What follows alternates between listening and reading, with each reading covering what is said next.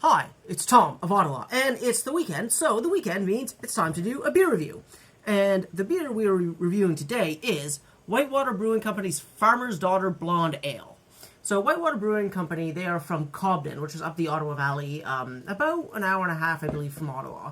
And they've been around for about a decade or so. They make some really, really interesting beers. I first tried one of their beers at a beer festival here in Ottawa about 8 or 9 years ago. But, so, today we're going to try Farmer's Daughter, which is one of their sort of signature beers. So, first, you can see this nice can here. It's 5% alcohol, not too hoppy, it describes itself. So, I'm going to open the can here. Pour, as you can see, it pours a nice sort of golden color, similar in color to something like a Vienna lager, but it's not a lagered beer. So, I'm just going to let the...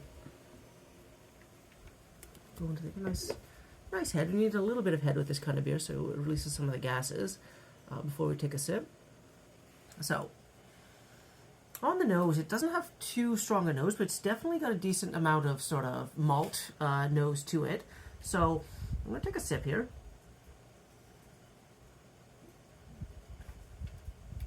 It is very maltful. It's got almost a sweet malt at the beginning of a sip, but then it trails off with a nice sort of slightly hoppy finish.